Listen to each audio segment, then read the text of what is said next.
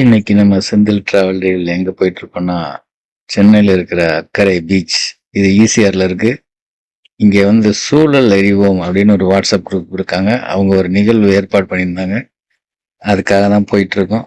இவங்க வந்து இயற்கை நடை அப்படின்ற பேர்ல வந்து விலங்குகளை பத்தியும், பறவைகளை பத்தியும், கடல் சார்ந்த விலங்குகளை பத்தியும், காடு வளர்ப்பு அந்த மாதிரி நிகழ்ச்சிகளை வந்து எல்லா ஊர்லயும் பண்ணிட்டு இருக்காங்க. இப்ப சென்னையில வந்து இந்த ஈசிஆர் ரோட்ல இருக்க அக்கரை பீச்சுக்கு ஒரு ப்ரோக்ராம் ஏற்பாடு பண்ணியிருந்தாங்க. அதுக்காக தான் நம்ம இப்போ போயிட்டு இருக்கோம். அங்க இந்த மாதிரி கடல்ல இருக்கிற விலங்குகள், கடல் கரையில இருக்கிற விலங்குகளை பத்தி தான் பார்க்க போறோம். அதை பத்தின டீட்டெயில்ஸ் எல்லாம் சொல்றாங்க. இது எல்லா மாதமும் நடக்குது. அதனால அந்த வாட்ஸ்அப் குரூப் நான் உங்களை லிங்க்ல கொடுக்குறேன். வேணும்னா அதில் ஜாயின் பண்ணி இதை பத்தி தெரிஞ்சுக்கிங்க. உங்க பசங்களுக்கும் இதை பத்தின விழிப்புணர்வை ஏற்படுத்துங்க. செந்தில் டிராவல் டைரி பாருங்க.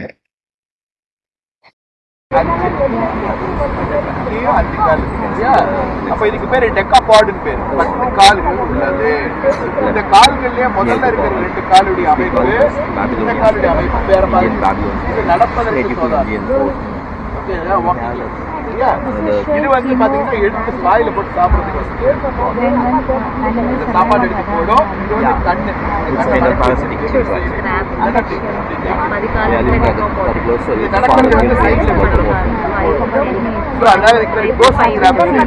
அது கரையில இருக்கும்.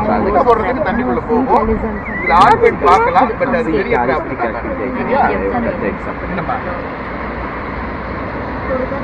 இன்னொரு அதுக்கும் ஹார்ட் ஷெல் இருக்கு. அந்த ஹார்ட் ஷெல் வந்து எப்படி, இது வந்து நம்ம கால்சியம் கார்பனேட் சொல்லிட்டோம் இதெல்லாம். அப்ப இவங்களோட ஷெல்லு இது வந்து கைட்டின் அப்படின்னு ஒரு மெட்டீரியல், புரியுதுங்க? அது நம்ம பூச்சிகள் கூட மேலெல்லாம் இருக்கக்கூடிய ஒரு ஒரு ஒரு மெட்டீரியல் வந்து அந்த கைட்டினாலது. அந்த கைட்டின் என்ன சொல்றது, ஹைலி ரெசிஸ்டிவ் ஆஃப் கெமிக்கல்ஸ். ரொம்ப தாங்குது. மேல பாருங்க, ஐபிஎஸ் பாருங்க. ஓகே, அவுச் அடிக்காத ரத்தங்க. இதுவும் வந்து ஒரு வாக்கிங் ரேக் தான். பட் இவங்க வந்து கடலுக்கு தான் நடப்பாங்க. கடலில் உள்ள தரையில நடப்பாங்க. இவங்களுடைய காலில் வந்து நடப்பதற்கு தோதாகுது. சில நண்டுகளுக்கு வந்து நீந்துவதற்கு தோதாக கால் இருக்கும். அதை நான் வந்து அங்க போய் கண்டு. சரிங்களா? இது யாரும் சாப்பிடுவது சரிங்களா? ஸ்பைடர் இருக்கு. இப்போ இதை எடுத்து வாங்கி பாருங்க. என் கையில இருந்து தோலை பிக்குது. ஓகே, பாருங்க. எடுத்து வாயில போட்டு பாருங்க. ஓகே, ஸோ இந்த வாய் பார்த்தீங்களா?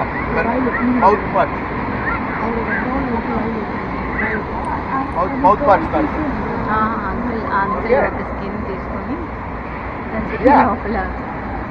நிறைய இருக்கு படிக்கிறதுக்கு. இதுல ஆண் பெண் வேறுபாடு பார்க்கலாம். அது நான் பிக்க விரும்பல. சரியா? இப்ப இவங்களுக்கெல்லாம் ஹார்ட் ஷெல் இருக்கு. இவங்களுக்கு ஹார்ட் ஷெல் கிடையாது. இந்த பாபிலோன் ஷெல்லுக்குள்ள ஆக்சுவலா ஒரு நண்டு இருக்காது. ஹெர்மிட் கிராப்னு பேர். ஓகே, இந்த ஹெர்மிட் கிராபை வெளியில எடுத்தோம்னா அது உடம்பு ரொம்ப சாஃப்டா இருக்கும். ஸோ அந்த கைட்டினை வேஸ்ட் பண்ணாம இந்த மாதிரி ஒரு ஷெல்லுக்குள்ள போயிட்டு அது உள்ள போய் வைப்பாங்க.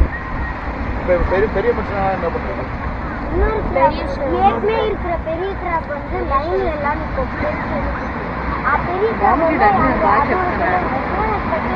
அதுக்கு பின்னாடி இருக்கிறது அது எடுத்துட்டோம். அதுக்கு பின்னாடி இருக்கிறது அது இருக்குன்னா அதுக்கு பின்னாடி குட்டியா இருக்கிறது அது. புரிஞ்சுச்சா? ரொம்ப தெளிவா சொல்லிட்டான். They all follow the next big fellow.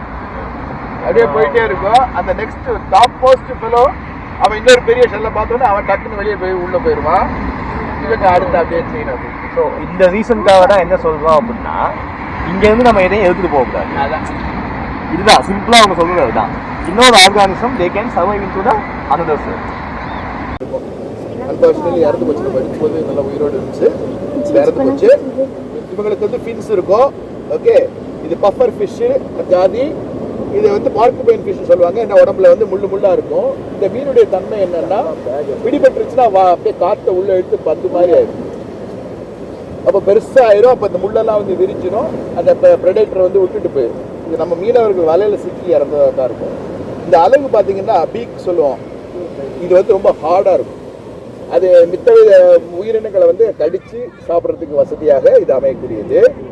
ஜப்பான்ல இவங்களுடைய சொந்த பாய்சன் வந்து அதை பார்த்து நறுக்கணும்.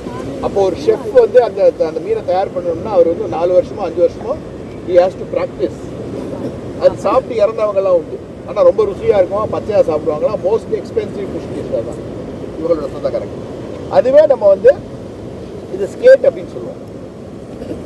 ஓகே, இவங்களுக்கு கில்ஸ் உண்டு. கில்ஸ் சைடில் இருக்கும், அது வேற மீனில் காட்டுற இந்த சைடில் இருக்கு. சரிங்களா? இந்த ஸ்கேட் வந்து பார்த்தீங்கன்னா கார்ட்லேஜினஸ் ஃபிஷ், இவங்களுக்குள்ள எலும்பு இருக்கு. ஓகே, இங்கே இருக்கு பார்த்தீங்களா, இதுதான் கில் ஸ்லிட்ஸ்னு பேர். இந்த கில் ஸ்லிட்ஸ் வழியாக தான் அந்த தண்ணியை எடுத்து மூச்சு விடும். இது வாய்.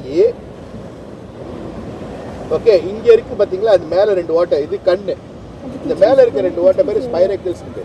இது எப்படின்னா இந்த மாதிரி ஃப்ளாட்டாக மீன் இருக்குன்னா அது எப்பவுமே தரையில் இருந்து சாப்பிடக்கூடியதுன்னு நம்ம தெரிஞ்சுக்கணும்.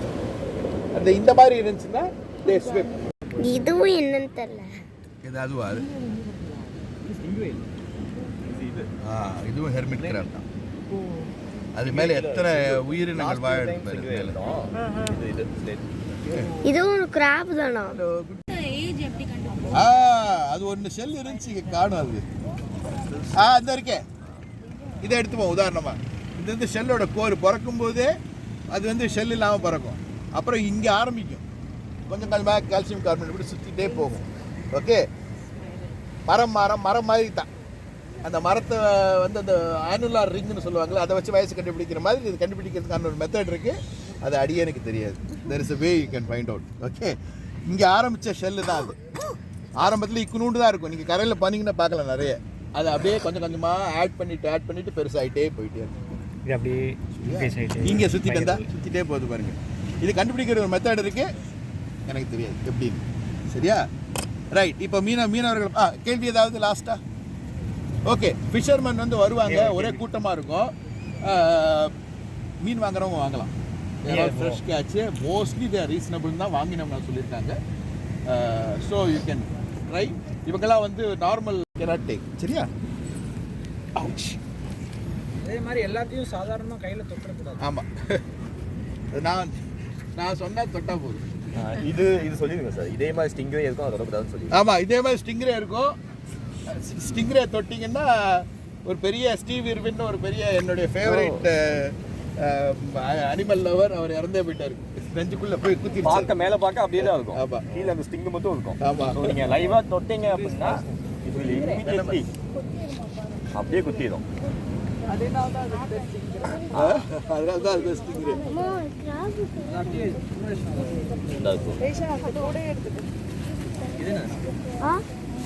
அது வந்து கால், அது நல்லதாவே உயிரோட காட்டிடுறேன். இறந்து போச்சு.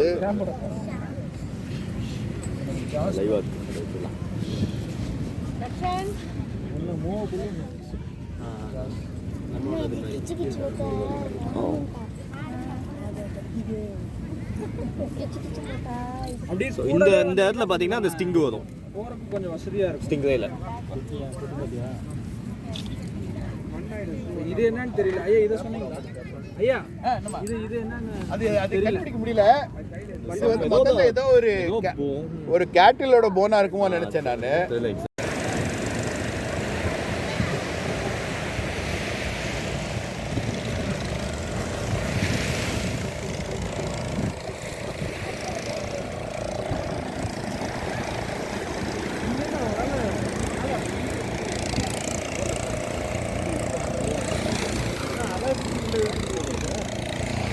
இப்போல்லாம் டிராக்டர் வச்சு இழுக்கிறாங்க.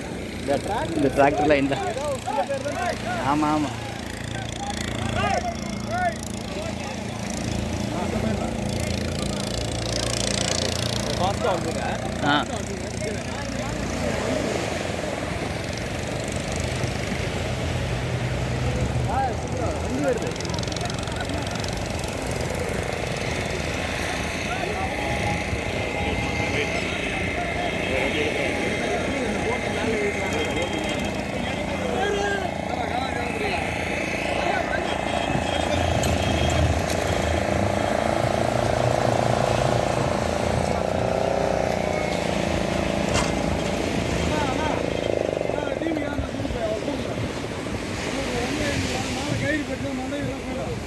வண்டி